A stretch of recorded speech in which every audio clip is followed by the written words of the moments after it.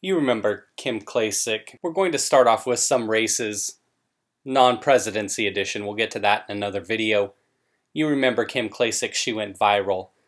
I was talking about, at the time when that happened, the video that I put out, I was talking about how the gap between her and Mfume, that was the Democratic challenger, they had just had a special election in April.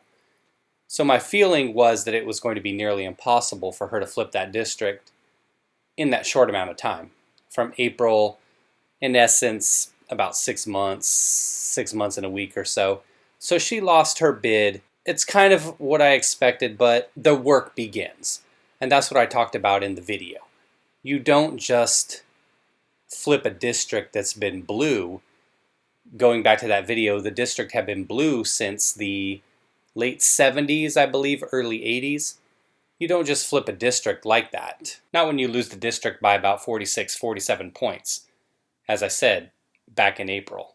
So, how did she do today? Here you see she's at 27, 72. So 72, 27, basically a 45-point loss. And that's what I was talking about, was my feeling was there was no way. And granted, there's only 60% of precincts reporting, but they've already called the race for him. That's what I was saying. There's no way. You don't change people's minds by coming in with a viral video. You don't change people's minds overnight that have been voting a particular way for 4 decades. No matter how bad a district gets, and we've seen this over and over again. We see this with Maxine Waters' district in California. CD 43 here, Maryland 7 was Klacik's district. You see again, 72-27, another 45-point victory over Joe Collins. If you haven't seen any of his ads, go ahead and look him up. He's an impressive guy, veteran, lives in the community, actually lives in the district that he was running for, whereas Maxine Waters lives outside the district in one of those multi-million-dollar mansions, $4.5 million or so worth. Credit to Maxine Waters for turning a career in politics into a nice $4.5 million mansion. Just like with Klacik in the district itself in Maryland, you don't just overcome a 45-point gap in such a short period of time. Now, for Mr. Collins, I'd give him a lot of credit. These were the 2018 results from California 43. Maxine Waters had won by 55 points, so he was able to chop 10 points off of that margin relative to how the Republican did back then. It's a long road to make up such a large margin, and I know all of you get that, and it's what I talked about in my video before. Now that the beating came thorough and swift, like I expected, and let me show you another example. This is New Jersey 9 back in 2018. The incumbent Pascrell, he won 70-29, so that's a 41-point margin there. Huge advantage for the Democrat there. 41-point win last time, this time with about half the precincts reporting, so these numbers could shift quite a bit. Obviously, Pascrell's going to win, but the margin could increase or decrease, so he could repeat that 41-point win. Right now, it's 37, chipping away. And that's what some of these individuals talk about, specifically Billy Prempa. He was talking about how he wasn't really getting any GOP support in the district. Why is that? There's a lot of races like this. And it's on both sides, right? Each side takes in a certain amount of money during an election cycle, and they'll focus their money where they think seats are vulnerable. If you're talking about a 40-point gap, 46, 45 in Waters and Klacik's case, 41-point loss last time for the Republican here in New Jersey 9, they're obviously not going to focus any money there. And it's kind of a form of disenfranchising. And I get it. The money can only go so far.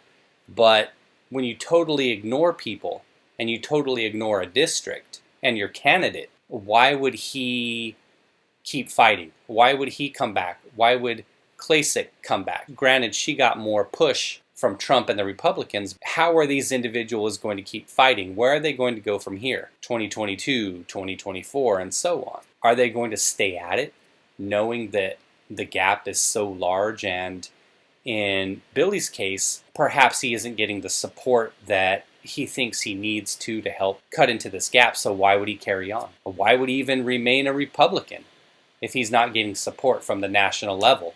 That's a great question, right? And I would say the same about Democrats in deeply red districts as well. Why bother? It's got to come from in here, right? It's got to come from feeling like you can do better for your community. In my local district, CA48, you have Michelle Steele running against the incumbent Harley Ruda. I talk about this in other videos that I put out. Ruda took out, in 2018, took out the Republican incumbent who had been in office for over 30 years. So, swamp monster be gone, but he was able to ride that wave of anti-Trump, Russia. That Russia thing was still going on at the time, and that was just the playbook. Every commercial was about Russia, Russia, Russia. And the GOP representative at that time, who was Dana Rohrabacher. Now, in this case, they have it as leans Dem. I looked at a lot of polls. They were saying that they were projecting Ruda to win by 4 to 5 points. It doesn't show here, but in another source I was looking at, it said about 91% of the precincts have reported. Michelle Steele right now is up by the slimmest of margins. It's within 0.5% almost. It's within 2,000 votes. So this one could shift back to Ruda. Who knows? Maybe magically they find a large bin or 7 with a bunch of Ruda votes in it. Who knows? Since it's my district, obviously I'll be keeping an eye on this one.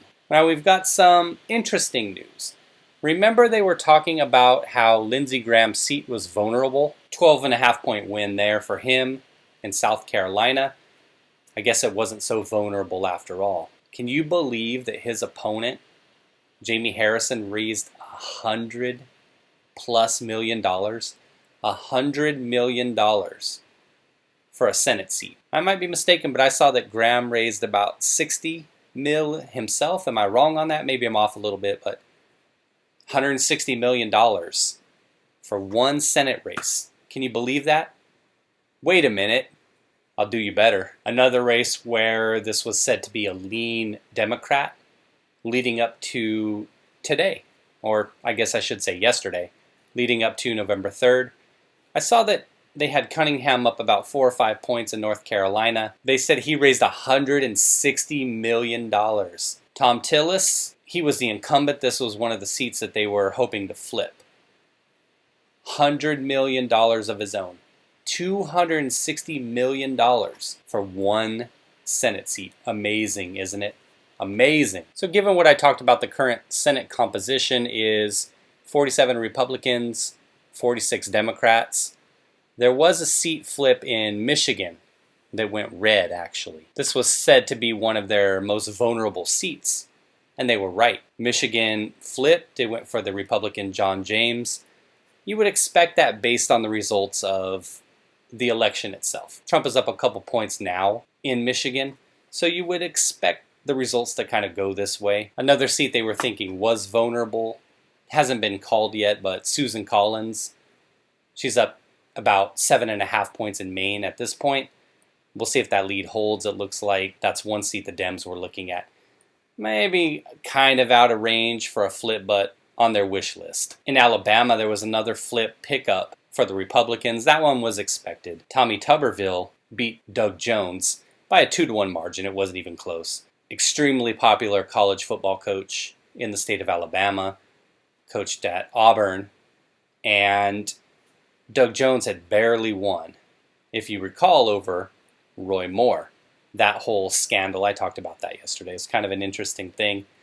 Go ahead and read up about Roy Moore. Those were offset by gains that Democrats made in Arizona and Colorado. They flipped seats there in both of those states. In Colorado, their former governor, John Hickenlooper, beat the incumbent, Cory Gardner. Beat him quite handily by about 10 points. They've already called it for him. And in Arizona, Mark Kelly beat the incumbent, we'll call her, as she was gifted the seat after McCain's death, I guess. And they haven't called the race for him yet, but he has a pretty comfortable lead, and it doesn't look like there's many votes outstanding left. So that looks like it's something that's going to go his way. So that would be another pickup there for the Democrats to kind of offset the 2 pickups that I had just mentioned. Now that we're done with that, let's talk about a couple little things here that I've got for you. Some things that I know that you really care about. Your boy Ted Wheeler, reelected as mayor in Portland. He was actually on the ropes a little bit. But this woman, we saw her, what was she marching around in some dress that had dictators on it? I can't recall who the individuals were on the dress. I'll get an image and I'll show it for you. She was somebody that was said to be even more far left than him. Lesser of two evils, who knows? Your boy was on the ropes, but he came through. Speaking of being on the ropes, somebody in my city, and I voted for him.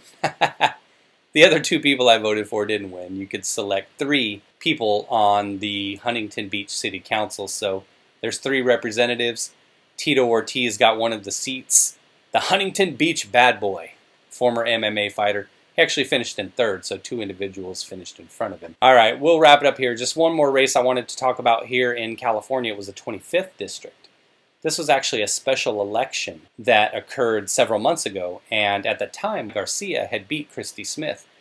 And he beat her pretty soundly. He beat her by about 8 to 10 points, if I recall. I don't recall the exact number, but it was a pretty sound victory. So you would think that perhaps this was a seat that might have been safe, but it was deemed as a toss-up coming into the election. We've got about 74% of the precincts reporting. So we're still pretty early in the game. Only about 3,000 votes separate the two. Garcia is the GOP incumbent, even though he just won that special election. I want to say that was maybe back in April. And then Christy Smith, you see here, trying to get revenge in the rematch. Oh, you see even here, Politico had deemed it as a toss-up, and that's what I had seen on other sites as well. Politics from around the nation. Does anybody out there have any interesting races in your local neighborhood? Any surprises? Anything that didn't go your way or didn't go the way that you thought they would? And this was one thing I thought was funny. You'll see what time I'm shooting these videos now. California, neither party has flipped a seat yet in California. Now these are congressional district seats. That may happen as we go forward. They haven't called some of these races yet. When I was scanning through all of these, it looked like everything was just pretty much chalk, other than maybe that Mike Garcia, Christy Smith race, and maybe 1 or 2 others, but everything was pretty much chalk in terms of the incumbent holding their position. Come on, California, you're boring me. All right, let me get out of here. This video is getting too long. Basically, I just wanted to reiterate what I talked about in the beginning, though, with those candidates. Billy Prempa, New Jersey, 9. Kim Klacik in Maryland, 7. Joe Collins in California, 43. And even somebody who was in the news, Laura Loomer. Don't know anything about her, what she's all about. I guess she lost her attempt to try to take a district seat away from an incumbent there in the district that has Mar-a-Lago in it. She lost by 22 points, I believe.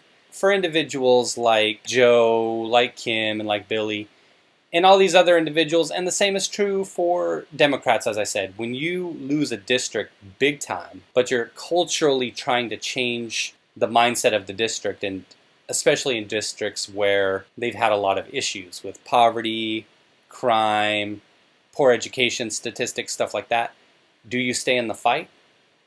If you're getting enough support from the national level or state level, and if you're not, do you stay in the fight? How do you go forward the next couple years? Do you stay up in that butt of the person who won? Do you stay out in that community trying to fight the fight? And that's what I talked about in my video when I was talking about Kim Klacik way back when she first went viral. And the same is true of these other people I've mentioned. Do you stay in the fight? Are you really about it? Or were you just a flash in the pan out there trying to think you could swoop in and get a victory off of a viral video? Now the hard work begins. Now the real work begins. So I'll be interested to see if these individuals are really about it, or if it was really just kind of a flash in the pan thing where they thought they could swoop in and win a seat. Thanks for watching, everybody. Take care.